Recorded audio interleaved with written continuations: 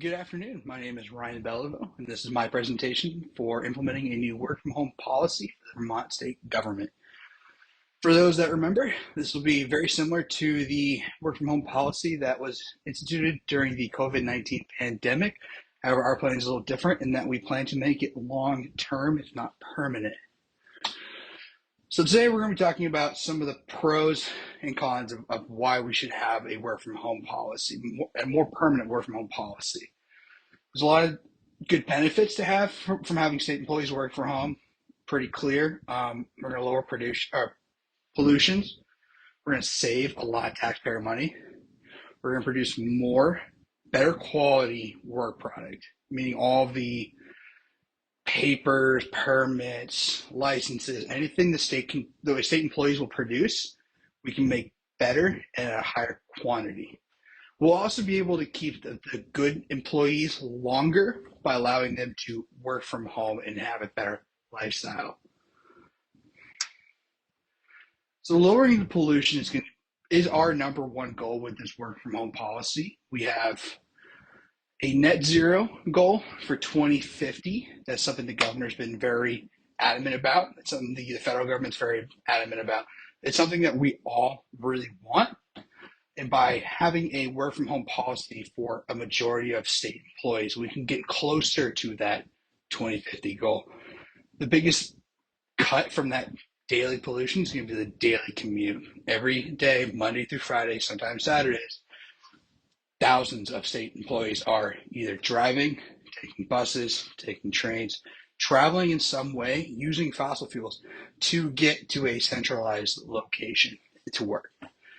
With a work from home policy, we can take all of those carbon emissions right out of the environment, just keep them in the gas tank. Another great reason to work from home for pollution wise is we will no longer have to heat, cool, or maintain state buildings. Every DMV office, every law court office, all of these buildings are currently being progressively maintained to a certain heat or cooling temperature. That takes nothing but energy to maintain. If we can have a majority of employees work from home, we will no longer have to heat and cool those buildings or maintain the temperature. We'll also not have to be using any electricity in these buildings. The electricity we use is from burned fossil fuels. And cutting down on those pollutions is really going to help us get to that net zero 2050 goal. Another reason to implement this new work from home policy just to be saving taxpayer money. And that's really what the state's goal to accomplish. The state cannot and does not exist to produce profits. It can't do that. So it has to take the money it gains through tax revenue and spend it the best possible way possible. That means saving money, basically. So from having a permanent long-term work from home policy, we'll no longer have to pay for buildings, maintenance of those buildings, powering those buildings. All of those that take emissions to produce and or maintain. Another great aspect of having the state employees work from home is these buildings that we do maintain and pay for power can be used for other things that do require in-person attendance. Things like hospitals. The DMV in Montpelier is a great candidate for a free clinic for Central Vermont. But right now it's being used for people to sit and wait in line for a driver's license or to get a car title. All things that really can be done from a home computer with a webcam. Thirdly, making or producing better work product. So when these state employees are working, producing the services or products for the people, there's only so much they can do in these particular workspaces that they have right now in these centralized work offices.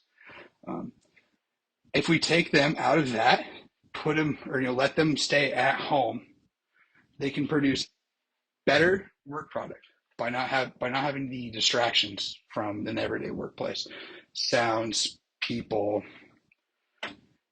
things like heating and cooling. If it's too hot, too cold, it can really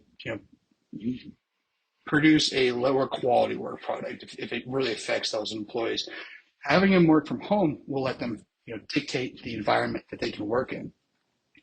It also will give them an opportunity to make less mistakes without those distractions. They can double check things. They can go over presentations. They can go over permits. They can do whatever they want within their own home and have the time to do it because they don't have to deal with general public walking in or coworkers coming in with different questions, different certain situations, different things like that.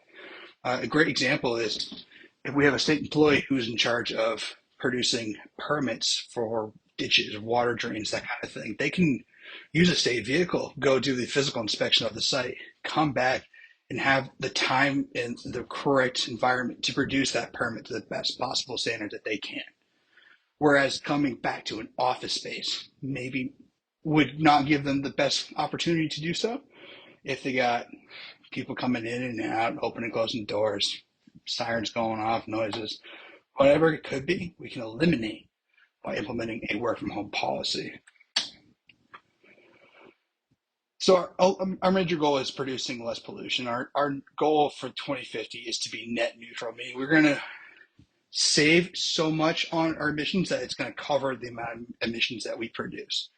Now, right now, the state isn't including the emissions produced to function, but as we come forward or closer to 2050, we're going to start seeing those numbers pop up more and more because they are still there. They're still relevant. They're just not being accounted for now. So if we implement a work from home policy now, 2023, when we get to 2040, 2045, we'll already be that one extra step ahead. Like I said earlier, spending less money is really the best way for the state to operate in itself. It's the most bang for its buck. Right now, every year, the state of Vermont spends more than $10 million maintaining its quote unquote corporate infrastructure, office buildings, parking lots, all the things necessary to maintain those buildings, heating and cooling. Especially in the winter, we're burning a lot of oil, a lot of fossil fuels to keep those employees warm enough to work. So those employees all live somewhere. Those buildings that they live in are already being heated with these fossil fuels. So we're effectively heating two separate areas, but they're only one at a time. If we implement a permanent work from home policy, we can heat one or cool one area where the employee will be most of the time. We will also have the added advantages of cutting these landline bills. So every state office has a lot of landline phones coming in and out. That's the ones that you and I normally would call. It goes to an office. What we found since COVID-19 at least, and it probably has extended further past that, is that these phones do not get answered.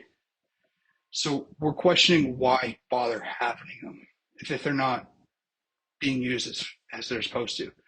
If we can cut that out, we can save a ton of money. Right now, the state is starting to actually cut landline bills before this work from home policy and just giving employees cell phones. It actually ends up being cheaper to buy a cheap iPhone or a cheap Android and pay that monthly bill than it is to maintain landlines. So here is our overall estimated budget. A big cost for shipping. That's the first thing you'll see. But for a state employee to effectively maintain their work product, we'll have to give everyone a cheap cell phone, something that can get on Wi-Fi, that can make calls and send text messages. So we're estimating about just shy of $700,000 to give everybody a brand new cell phone that works great.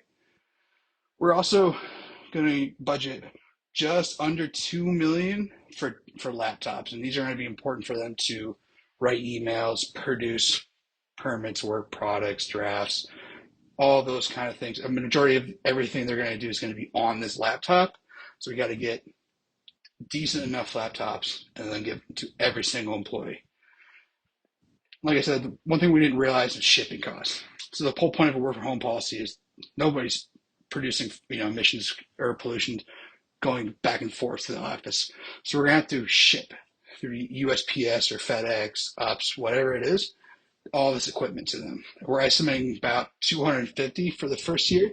And then as time goes on, that number is going to shrink substantially as everyone gets their equipment. And there'll be slight increases if there's mass retirement and mass hiring events.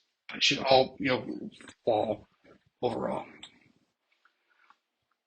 So in conclusion, we believe that having a work from home policy, a permanent work from home policy, will do a lot of good.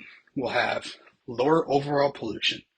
We're going to create higher quality work product, a lot more of it too. Things like going to the DMV, dealing with the tax department. It's all going to be streamlined, more effective.